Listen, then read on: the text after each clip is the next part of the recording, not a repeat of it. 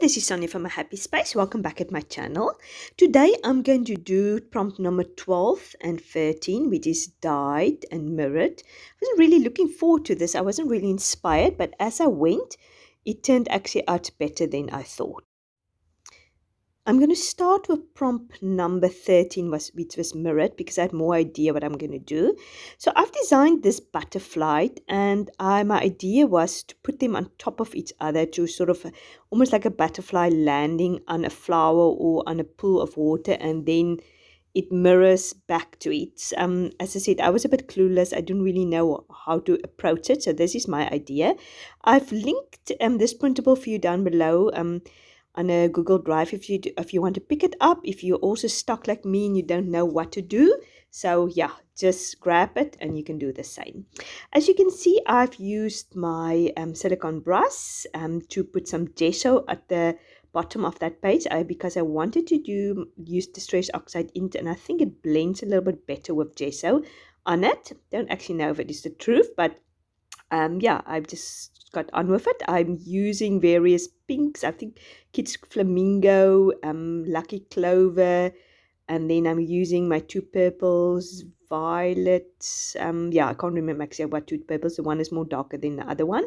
So I'm just spreading it all over there. Each time between each layer, I dry it with not my heat gun, because my heat gun is still broken. I just use my hair dryer now at the moment, which is a big pain because it blows everything off my desk when I use it. The heat gun is so nice because it's very hot and it's concentrated.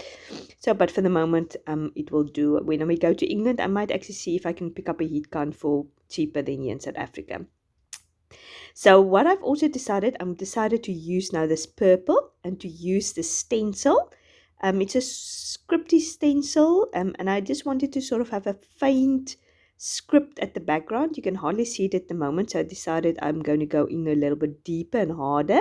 And my idea was just to spread it all over the background, because it is sort of a rectangular stencil. I didn't want it to have harsh lines. I just wanted to have a faint background of script. That was the idea. I sort of didn't really know where I was want to go with this page. I just, as Barbara always said, just took it step by step. Do one thing, think what I'm going to do next. That's what I did. I'm actually not working very well like that. I actually like to plan my pages and things out. I know some people can do it better like that, but I think everything turns out a bit hectic if I don't plan it. So that's just my preference. So what I've decided is I want this butterfly to land on something, and I went in this book. It's a Reader's Digest book about plants and gardening. I think it's Women's Weekly magazine. It's quite a well-known book. I can't remember now what the book is. But I saw this grapes with the green leaves, and I thought that works perfectly with this color palette of the purples and the green. So I've cut around it, fussy cut it around it, and then I decided it's a bit bare there in the middle, so I decided to go for the other page also. And yeah, I've just cut that out also. But first, I wanted to create a little bit more interest in my background. I've used some bubble wrap, and I put some white acrylic paint on it. And I'm just creating a background. It was so faint actually. When it dried, you could hardly see it. I think there it was still okay. It dries very quickly. So here I've decided how I'm going to put it, but I wasn't very happy with it. What irritated me was the fact that those white bit pieces in between. So I've decided to fussy cut that also out, just to create a little bit more of a realistic grapevine there. Yeah, so I've decided to put it glued on there, but then as I glued on, somehow I didn't glue it on as I originally thought. I think I put it too low.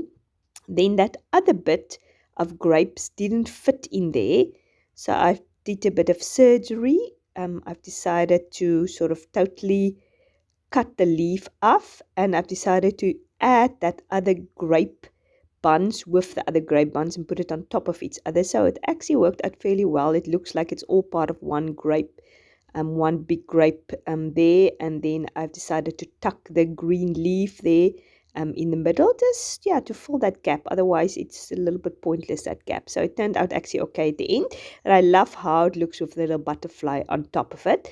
So before I'm going to put the butterfly on top of it, I'm going to color it in, because obviously I wanted to have it a little bit more colorful. As you can see, the bottom bit is fainted. The idea is that this is the underneath the butterfly. You can see it's obviously the fainted bit. The butterfly is colorful at the top, and at the bottom, I don't know if butterflies is colorful at the bottom also, but yeah, it's sort of almost a reflection, the faded a bit at the bottom. As I said, I don't think it really makes sense, but yeah, that's just my idea. So I'm just decided to use my gelatos because I've got metallic gelatos, and I wanted to have a little bit of a shimmer because butterflies have a little bit of a shimmer. So I just got my gelatos out, the metallic ones, and I've got some other ones also, and I just played around with all the colors. I don't have the colors now in front of me, but it's this purples, and it is champagne, I think is the one color, that sort of brown golden one there on the right hand side at the top. So I'm just going in, and whatever I do on the one side, I'm going to do on the other side, and then I'm getting in with green. Or I'm still busy with the purple. So I think in hindsight I should have used a thinner brush, because it was quite difficult trying to keep inside lines with that big brush. I used my smallest water brush, but it doesn't have a very, very fine point. So yeah, I think if I really wanted to do a very neat and intricate design, I probably should have gone for a smaller water brush. But yeah, I just thought it doesn't have to be perfect. It just needs to be colorful. And now I'm going in with the green. I love that metallic green. I have a combination between a bright lemon type of green and a more a sort of a blue green. So I came up with that color, which I'm happy with. The butterfly look a little bit more modern compared to all my other pages, and also the vintage grapevine I have. But yeah, I want to try to use my stuff, my stash this year, and I haven't used gelatos for a while. I'm not the biggest gelato fan. I don't know why. Yeah, I was trying actually to see if I can make a copy, because I wanted to see if I can make a faint coloring at the bottom, but it didn't work. So I just thought I'm just going to rather leave it. I was thinking of maybe activating the gelatos, make it wet, and then make a copy, but I was a bit worried I'm going to ruin everything, and then I have to do it all over again. So yeah, I'm just going to put the bottom butterfly. I'm going to do that flat, because that is the reflection or the mirrored image. And then I'm going to put the color butterfly on top. I didn't glue it totally to the edge. I just did it in the middle and a little bit over the side. So I'm just lifting up that. Obviously, when I put my book flat, it will be flat. But yeah, I just like the idea that it has dimension. So I'm just using my typewriter's font stamps, and I'm just typing out the mirrored and prompt number 13. As I said, I've started with prompt number 13 because I was more sure what I was going to do. So yeah, I like how it turned out. Yeah, I don't know if I interpreted it correctly, but luckily there is no rules or regulations with this. You can do it as you want. Now I'm moving on to prompt number 12, and I've just decided I'm just going to do coffee dyed. That's just what I know, but I've also used ink which said dyed on the ink, so yeah, that will also work. So first of all, I thought I'm going to use some wooden stamps for this coffee dye. So I'm just getting this bunch of wooden stamps. I once picked loads of them up for next to nothing in a craft shop who was trying to get rid of them. I'm not fond of all of them. Some I think I got as a gift also. So I first wanted to create a background with some gesso. Also, I first was considering keeping that cute little sewing machine, but then I didn't know how it was going to work with my other stamps, and that was black, and didn't know how black was going to go with coffee stains, because I wanted to stamp my stamps in brown. So first of all, I put some gesso also on top of it. I do another layer in a minute because I saw the sewing machine is still coming through. So yeah, I just wanted to have a rough gesso, and then I was thinking of stamping that in gold, because gold and coffee and browns always goes very well together. But as you can see, I first tried to stamp it on there, but it's very faint. Nothing shows up, and then I thought maybe it's the gold that makes that nothing shows up. So now I go in with my brown ink, and I'm testing it also, and nothing happens. And then I thought I'm just going to chuck this block away because it's clearly not working. However, I took it out of the bin later and just tried to have it with black versify or black good quality ink, which goes into more finer details, but it also didn't work. So I just threw the block out. It's no point keeping it. So I've decided to use that other stamping block, and yet again I tried to put it on the dictionary page, but it was just not coming up. So then I thought I'm just going to go for this brown craft paper.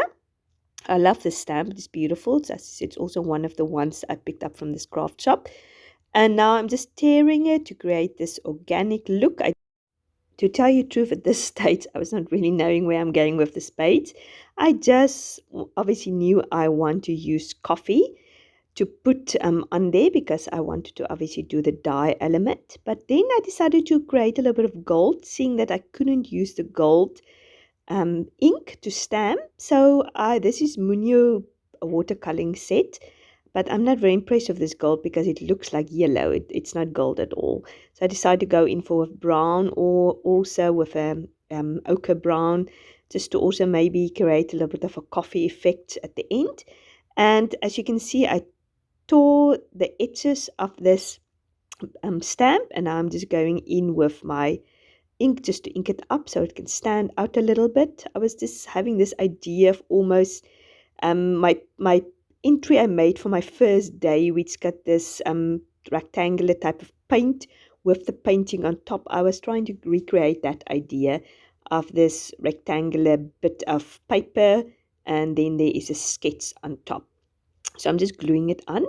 So I'm going to go in with my coffee, but unfortunately I make a little bit of a blob because the coffee goes on the stamp. In hindsight, I should have first sprayed the coffee and then the stamp. So this stamp obviously gets activated by water again, and I didn't actually realize that. I thought it was permanent, and I should have actually known it's not like that. So as you can see, my stamp is totally ruined. At first I thought I'm just going to keep it, but it really bothered me, so I thought I might as well just stamp it over. I've got still everything out.